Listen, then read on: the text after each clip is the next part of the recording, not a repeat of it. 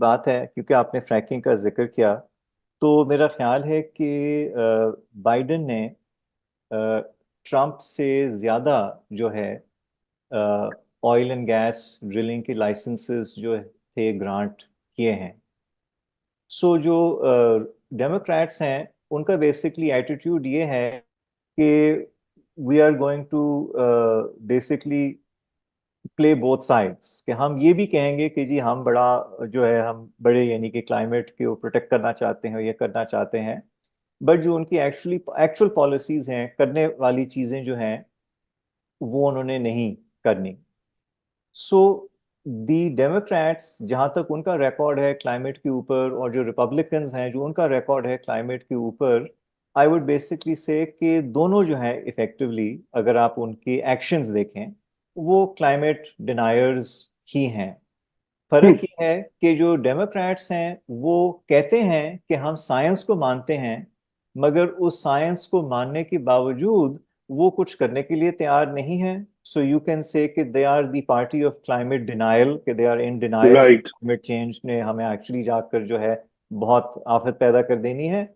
और जो ट्रम्प के लोग हैं वो बेसिकली क्लाइमेट डिनायर्स हैं, वो कहते हैं हम तो साइंस ही नहीं मानते, कर लो जो करना, हमने एनर्जी सिक्योरिटी पैदा करनी है, और उसके लिए ऑयल एंड गैस और ये बाकी सारी चीजें बहुत जरूरी हैं। तो ठीक है, सोलर वोलर भी, वो भी ठीक है अपनी जगह पर, बट हम जो है तमाम ऑप्शंस को इस्तेमाल करेंगे अमेरिका की एनर्जी सिक्योरिटी एंड प्रोस्पेरिटी को इंश्योर करने के लिए। जो फॉरेन पॉलिसी की बात है, देखें, ट्रम्प जो है वो पहला प्रेसिडेंट है कार्टर से लेकर अब तक, यानी कि हमारी जिंदगी में शायद पहला प्रेसिडेंट है हम्म। जिसने कोई नई जंग शुरू नहीं की और किसी एग्जिस्टिंग जंग में छलांग नहीं मार दी। सो जो ट्रम्प का पहला जो टर्म था, ये उस लिहाज से एक अनोमली थी। ये पहला मॉडर्न बेसिकली अमेरिकन प्रेसिडेंट है 1976 से, इसेंशली आफ्टर कार्टर, जिसने कोई जंग जो है शुरू नहीं की। दूसरी तरफ आप ये भी देख सकते हैं कि ट्रम्प ने अमेरिका की फौज जो है वो सीरिया से निकालने की कोशिश की। अभी इस इलेक्शन कैंपेन में एक ऐसी यानी कि मजेदार ये बात थी कि कामला जो है वो चीनीज के साथ बैठी हुई है, जो इराक वॉर के आर्किटेक्ट्स हैं, जो उनके सपोर्टर्स थे। और वो बेसिकली कह रहे हैं कि जी ट्रम्प जो है बहुत बुरा इंसान है, और ट्रम्प कह रहा है कि भाई ये बड़े अच्छे लोग हैं कि आपके बच्चों को तो ये जंग में लड़ने मरने के लिए भेजने भेजने के लिए फौरन तैयार हो जाते हैं, या खुद वॉशिंगटन में बैठकर अपने अच्छे अच्छे दफ्तरों में, मगर अगर खुद उनको जाना पड़े, ठीक, तो इनकी जान निकल जाए। जिसको वो बोलते थे एक जमाने में, they are basically chicken hawks in that sense. हाँ हाँ।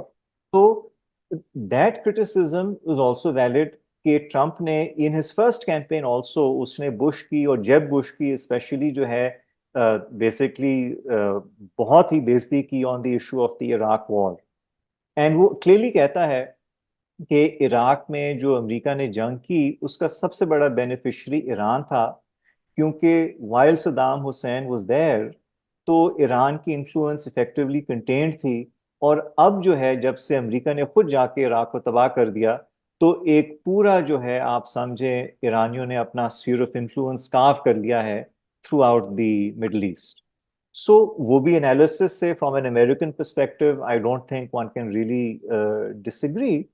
बाकी जो है कि वो अब क्या करेगा, it is question, but I think कि क्योंकि उसके पास सेनेट में भी अक्सरियत है, हाउस ऑफ रिप्रेजेंटेटिव्स में भी अक्सरियत है, एंड आई थिंक बेसिकली जो रिपब्लिकन्स हैं वो फॉरेन पॉलिसी इश्यूज के ऊपर शायद प्रेसिडेंट को बहुत ज्यादा जो है वो अहमियत देते हैं।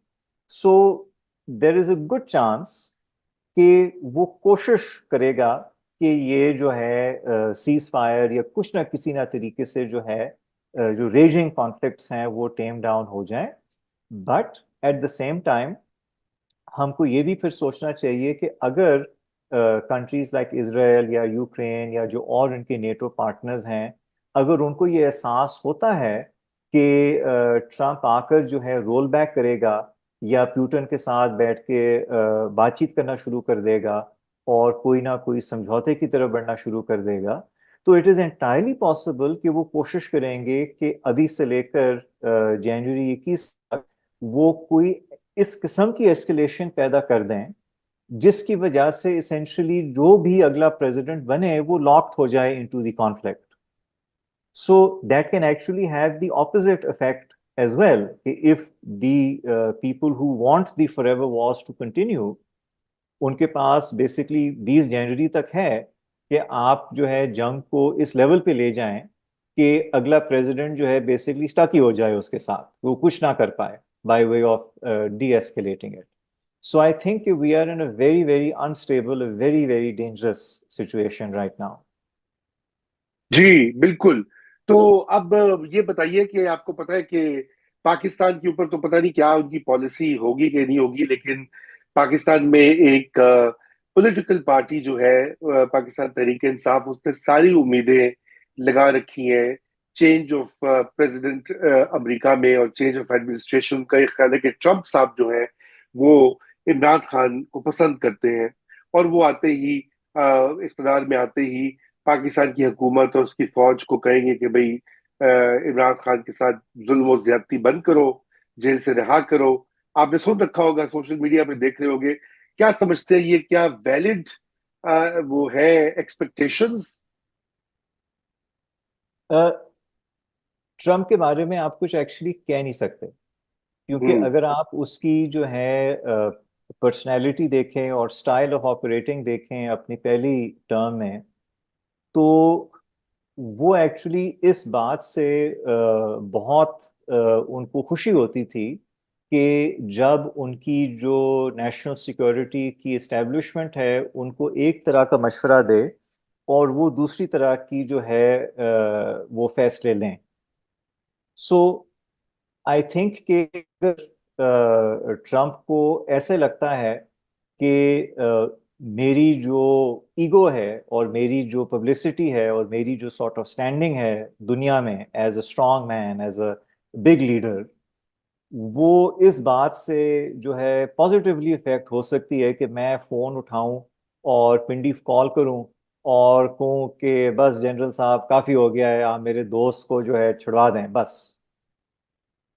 So he is actually someone who is like unprofessional enough to do something like this.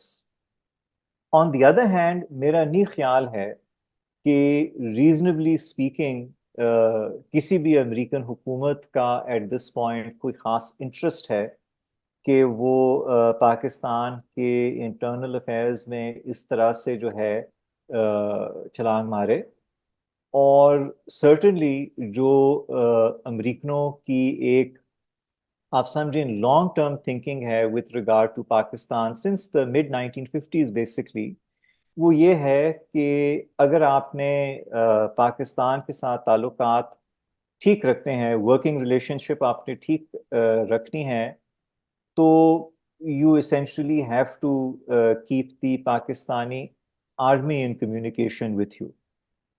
So it would not make sense for the Americans कि वो पाकिस्तान की फौजी क़यादत को एंटागनाइज करें किसी इंडिविजुअल पाकिस्तानी पॉलिटिकल लीडर की रिहाई के लिए या उसके बच बचाव के लिए या कुछ इस तरह की चीज़ के लिए. So I think that is not a reasonable expectation. But ये ज़रूर है कि आजकल मैं देख रहा हूँ कि काफ़ी ये चल रहा है कि जो PMLN और पीपल्स पार्टी के लीडर्स हैं जो in the past few years Trump की जो है बेइज्जतियां की हुई हैं सोशल मीडिया के ऊपर और ट्रम्प को और इमरान को कंपेयर किया हुआ है, तो वो बेचारे भाग भाग कर वो डिलीट करने की कोशिश कर रहे हैं. और जो PTI वाले हैं उनकी स्नैप्स लेकर उन्होंने व्हाट्सएप पे और ट्विटर पे जो है एक तूफान जो है खड़ा किया हुआ है. तो it's I mean really comical in that sense. कि वो दिखा रहे हैं बिल्कुल। तो ये देखो ऐसे इकबाल ने ये क्या है, बिलावल भुट्टो ने इतनी ट्रम्प की बेइज्जती की, और ये क्या और वो क्या। And so but beyond, I mean I realistically don't see that there is a structural prospect, let us put it this way, for any major shift in US policy. But Trump जो है वो he hates structures. So हाँ, कोई पता God नहीं knows